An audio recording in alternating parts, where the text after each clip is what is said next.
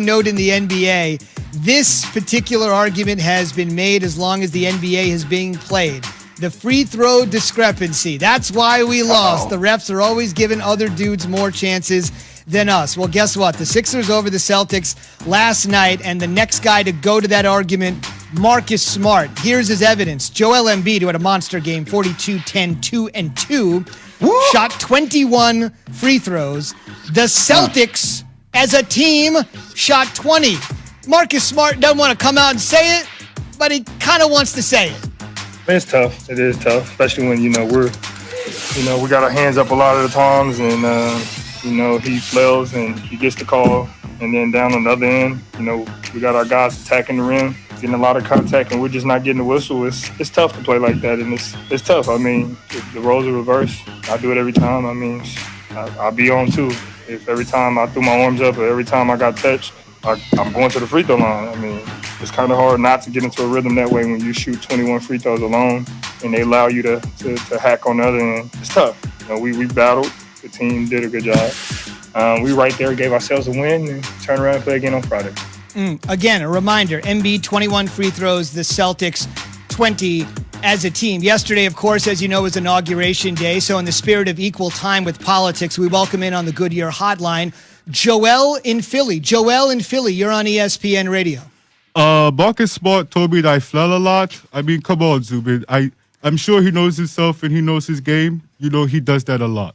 Real quick, what's your relationship with Ben Simmons like right now? Me and Ben, we're very good friends right now. We're trying to get better, but at the end of the day, I just have to do what I do and get buckets against other teams. Joel, thanks for joining us. I realize you're really busy this morning. Appreciate you joining us on ESPN Radio. Bye, Zubin. Why does Allen sound just like Joel Embiid? The real Joel Embiid will be calling the show at around 8:15. We'll look for that on the Goodyear Hotline.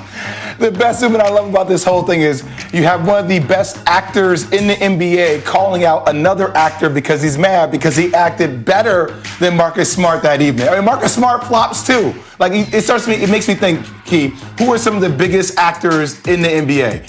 Like Trae Young is on there because the way he gets to the free throw line is ridiculous. Joel Embiid, Marcus Smart. Do you put LeBron in that category a little bit? No.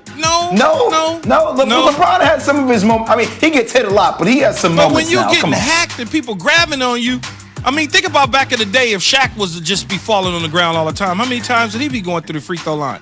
I mean, at some point when you big and strong like that, they are grabbing and trying to hold on to you and fouling you. So why not go ahead and take a dive? Why not go ahead and take a dive? Zubin, this makes me want to bring up footage of Keyshawn.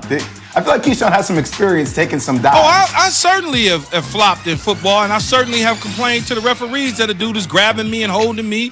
And I've gotten the benefit of it. I'm not going to lie. Yes, indeed. Don't touch me. Don't put your damn hands on me. Period. I love Q would say that to you. And we are playing football, right? This is the whole point, to hit you. Yes, and if you can hang with us this morning, particularly if you're watching on television, as we say in the TV business, we are efforting that video. Keyshawn pinpointed exactly when that flop happened. Hopefully we'll touch me.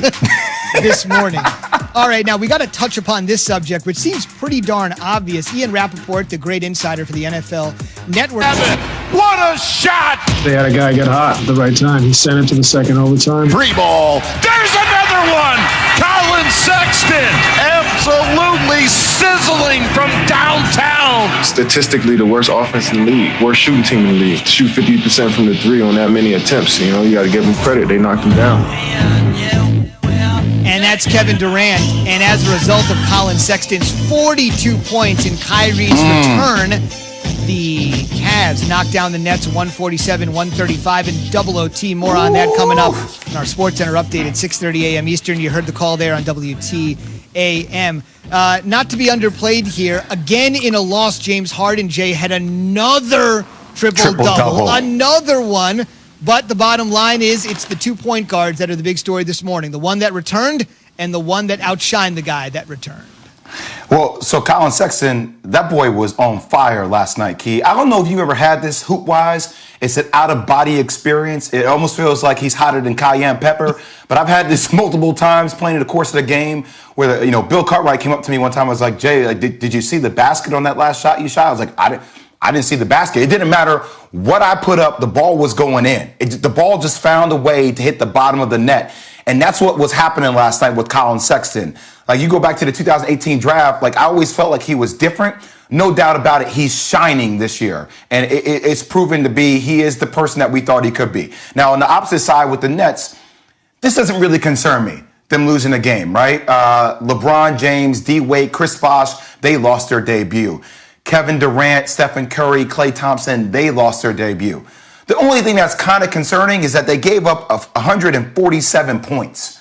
And that's the one thing we're going to be paying attention to as it relates to this team. We know they can outscore people. We know they can, go on 20-0 runs. They have the scoring power to do so, but their ability to get stops down the stretch, who's going to be that guy? Who's that guy that you say, go get him, Colin Sexton, go get Colin Sexton and stop him?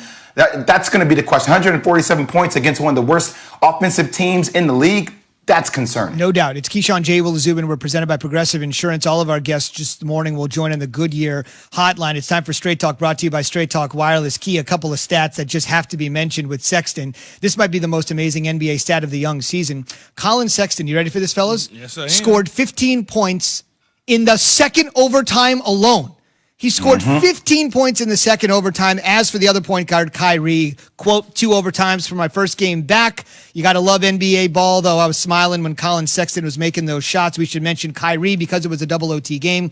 He did get up there. He played 48 minutes in his first game, Key, in about 15, 16 days. He hasn't played since January 5th. He was only back at practice on Tuesday. Well, he's clearly in professional sports shape. I mean, he's a true athlete. So 2 weeks off, 3 weeks off is not going to do anything to his conditioning. The thing that amazes me, though, he comes back and he drops buckets and he plays as long as he did, 37 points. It just seemed 28 shots. It just seems like a lot to me for a guy coming back. And as I said before, when they assembled this group of 3, I said, you know what? Yes, it's great. It looks good. But you can't outscore everybody. You're going to have to play some defense. Couple stops. Got to deal. And that is going to be the concerning part as they move forward. They're going to gel.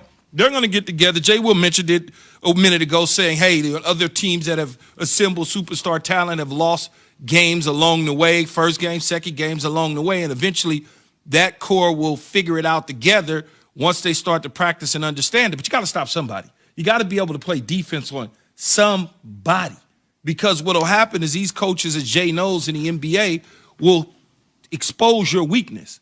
When you start to go up against some of those teams that have guys that can put you not only on the perimeter but also off the dribble, pounded down low, how can you counter that? I mean, and that's a lot of the times in Mike D'Antoni's system. Well, I don't want to call it Mike. Well, I guess you can, right, Jay? Call it. It's like Steve Nash, Mike D'Antoni system. Okay, yeah. So with this style of play, as we've seen in the past, high volume, high shooting, a lot of scoring, but on the other end, no defense. So again, you cannot outscore everybody. You've got to play some defense.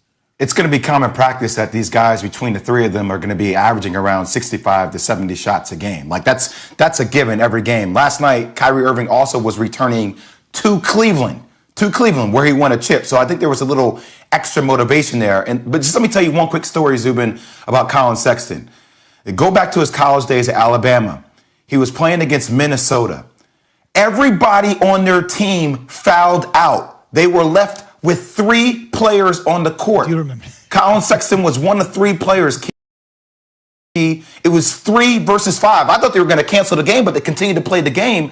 Colin Sexton dropped 40 in that game, and they almost won. So wait, they almost 3 won. on 5? 3 against, The game 3 was in against Brooklyn. 5. The game was in Brooklyn. Yeah. I've never seen this before. He dropped 40, and they had a chance to win the game down the stretch. That's who Colin Sexton is, though, just to remind people. I know he plays for the Cavs, but that boy can light it up. 3 on 5, that sounds like a practice drill, Jay. Exactly. And he was, Key, I'm telling you, they had 2 cats on him the whole time. He was just taking, it was like 1 versus 5. He wasn't passing to nobody. He was dropping 4. I've never seen anything like it before in my life. I think he's going to continue to develop, especially as they get some stability in Cleveland and not all the back and forth, changing coaches in and out. Once they get that stability, I think he'll continue to just develop. You can't have change all the time. Yeah, one last thing I would mention, Jay's right on the money there with the attempts per game. Last night, if you add the three together, it was actually 67 shots between the three guys. But again, you cannot ignore the fact that everybody is filling it up again. In Kyrie's first game back, as they're trying to integrate him back in, Durant has 38, Kyrie has 37, Harden has a triple-double. And oh, by the way, they'll get a good sense of where they are because their next opponent, same team. They're going to play the Cavs again on Friday. Straight Talk Wireless, no contract, no compromise. That just seemed like a lot. But Jay explained it to me. Got a break. Got a break. Screaming at me. And that game was in Brooklyn, by the way. That 3-on-5 game. College basketball fans will remember it for sure. On the way, the guys say the pressure is on one quarterback to deliver on championship weekend. If this guy could respond to Key and Jay, he would simply probably utter the letters RELAX. That's after Key has this from Draft KINGS.